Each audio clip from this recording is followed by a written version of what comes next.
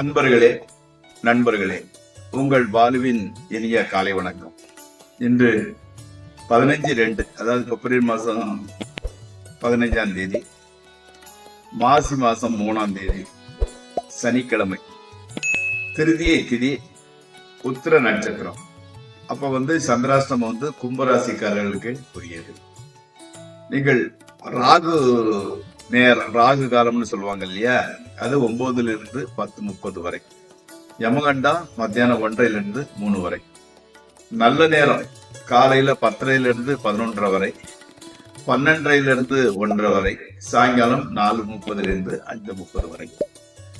அணிய வேண்டிய உடை நிறம் blue colour, black colour, purple colour, எல்லாம் மிக்ஸ்டு கலர், அந்த மாதிரி போட்டு வரலாம். தவிர்க்க வேண்டியது ஒயிட் கலர், வெள்ளை கலரை போடுவதை தவிர்த்து விடுங்கள். சாப்பிடக்கூடியது கோதுமையில் செய்து சப்பாத்தி அல்லது பூரி அல்லது கோதுமை ரவை உப்புமா, எதையும் சாப்பிட்டுக் கொள்ளலாம். நண்பர்களே, இப்போது நம்ம அந்த ஜோதிட பாட நிகழ்ச்சிக்குள் செல்வோம். அந்த புனர்பூச நட்சத்திரம் 4ஆம் பாதத்துல பிறந்தவங்களை பற்றிய குறிப்புகளை, சில குறிப்புகளை கண்டோம். இன்றும் அதையே பார்க்கலாம். புனர்பூச நட்சத்திரம் 4ஆம் பாதத்துல பிறந்தவங்க எப்படின்னா, நீதி நெறி நிர்வாகம், பெரும்பாலும் கோர்ட்டு அந்த மாதிரிப்பட்ட இடத்துல இருப்பாங்க. மத கோட்பாடு, அரசு பணி, பலபொருள் வணிகம். பலபொருள் வணிகம்னா மளிகை கடை, அதாவது ப்ராவிஷன் ஸ்டோர்னு சொல்லுவாங்க. மஞ்சள், ஜீரகம் போன்ற பொருட்களை வணிகம் செய்வது. பூஜை பொருட்கள் வியாபாரம், நிறைய பேர் பூஜை பொருட்கள் கடை வச்சிருக்கிறாங்க இல்லையா, அது. கோவில் திருப்பணி, விக்கிரக பிரதிஷ்டை, கோவில் திருப்பணி போன்ற தூய பணிகளில் இவர்கள் ஈடுபாடு கொண்டவர்களாக இருப்பார்கள். நண்பர்களே, இப்பொழுது நம்ம ராசி பலன் நிகழ்ச்சிக்குள் செல்வோம். இந்த ராசி பலன் நிகழ்ச்சி உங்களுக்கு பயன்படுமாயின் அதை சப்ஸ்கிரைப் செய்யவும், நண்பர்களுடன் பகிர்ந்து கொள்ளவும். வாருங்கள், நிகழ்ச்சிக்குள் செல்வோம். மேசராசிக்காரங்களுக்கு இன்றைக்கு ஆரோக்கியம் நன்றாக இருக்கிறது, நம்பர் 1. அடுத்தால பணவரவு நன்றாக இருக்கிறது. விருப்பமான நண்பர்கள், உறவினர்களுடன் விருந்து அல்லது பார்ட்டியில் சேர்ந்து கொள்கிறீர்கள். நன்றாக ஜாலியாக இருக்கின்றீர்கள்.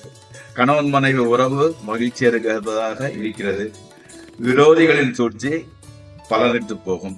அப்போ இந்த நாள் இனிய நாள். அடுத்து ரிஷபம். ஆயுதங்களினால் சின்ன காயம் ஏற்பட வாய்ப்பு உள்ளது. காயம்னா பெரிய அளவுக்கு இல்லை. இப்போ காய்கறி, வெங்காயம் வெட்டுறீங்க, அந்த விரல்ல லைட்டா டச் ஆகிடுது. அந்த மாதிரி சீக்கிரம் வீடு பெருக்கும் போது, வைக்கும் போது சைட்ல இடிச்சிருந்தது, அந்த மாதிரி சில காயங்கள் உண்டாக வாய்ப்பு உள்ளது. சச்சரவுகளை தவிர்ப்பது நலம். நண்பர்கள், உறவினர்களின் உதவி சிறிது கிடைக்கின்றது. ஸ்பெகுலேஷன், ட்ரேடிங் ஆகியவற்றில் தோல்வியே ஏற்படும். அதனால அதை தவிர்த்துருங்க. வேளைக்கு உணவு உள்ள கூட உங்களுக்கு நேரம் கிடைக்க மாட்டேங்குது, அதற்கு கூட ஒரு தடை ஏற்படுகிறது. கணவன் மனைவி உறவு மட்டும் நன்றாகவே செல்கின்றது.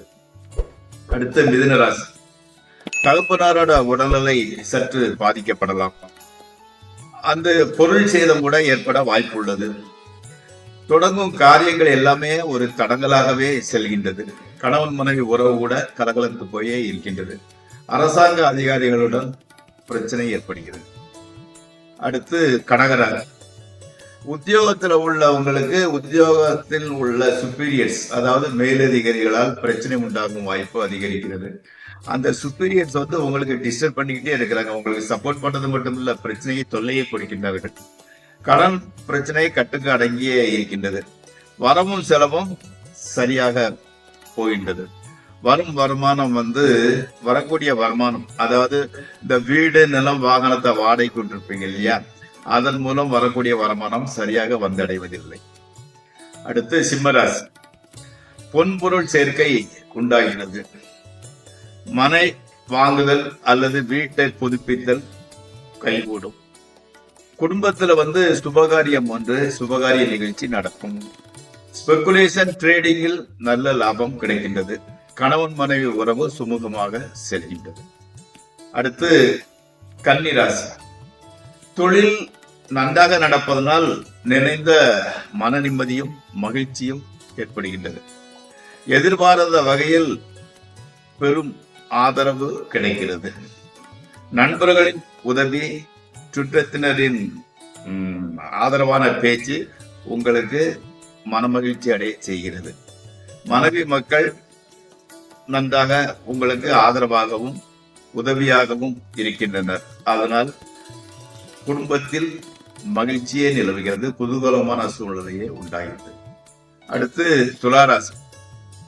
பொன்பொருள் சேர்க்கையும் மனதிற்கு மகிழ்ச்சியும் உண்டாகின்றது. பிரயாணங்களினால் பொருள் செலவு ஏற்பட்டாலும் கவலைப்படக்கூடிய அளவுக்கு பெரிய பிரச்சனை எதுவும் இல்லை. ஆரோக்கியத்திற்கு சிறிது பாதிப்பு உண்டாகிறது. வீண் அலைச்சலை தவிர்ப்பது நல்லது, உத்தமம். அடுத்து விருச்சிக ராசி. தன்னை விட தாழ்மையானவருக்கு கூட கீழ்ப்படிந்து போக நேரிடுகிறது. அதுதான் மனசுக்குள்ள கொஞ்சம் டென்ஷனை கொடுக்கிறது.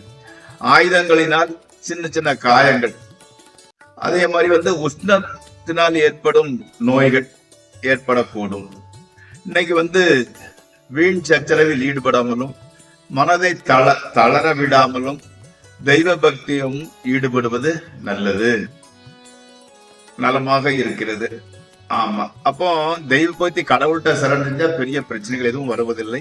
இன்றைய பொழுது சுமூகமாகவே செல்கின்றது. அடுத்து தனுசு ராசி. நண்பர்கள் கூட கொஞ்சம் விரோதியா தான் மாறிட்டாங்க. வயிற்று கோளாறு ஏற்படக்கூடும். அப்போ சாப்பாட்டில் தனி கவனம் செலுத்துங்கள். மன அமைதி கொஞ்சம் டிஸ்டர்பன்ஸா தான் இருந்துகிட்டு இருக்குது. கணவன் மனைவி எளியும் புனையமா இருக்கிறீர்கள். பிரயாணத்தை தவிர்ப்பது நல்லது. மக்களால் கூட பிரச்சனை தான் உண்டாகிறது. அடுத்து மகர ராசி. ஆரோக்கியம் அபிவிருத்தி அடைகிறது. ஓகே. பொருள் சேர்க்கையும் வாகன பிராப்தியும் ஏற்படுகின்றன. விரோதிகள் கூட நண்பர்களாக மாறுகின்றார்கள். புது மனை ஆடை ஆபரண சேர்க்கை ஏற்படுகின்றது. கணவன் மனைவி உறவு மகிழ்ச்சியாக இருக்கின்றது. அடுத்து கும்பராசி. இன்னைக்கு சந்திராஷ்டம தினம். சோ புதிய முயற்சியில் எதையும் ஈடுபட வேண்டாம்.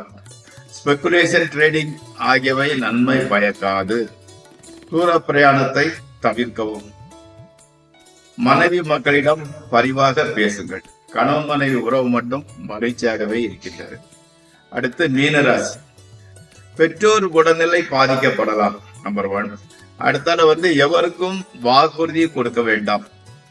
ஆமா, அதை நிறைவேற்ற முடியாத கொடுத்தீங்கன்னா கணவன் மனைவி உறவு கூட பிரச்சனையாகத்தான் இருக்கின்றது.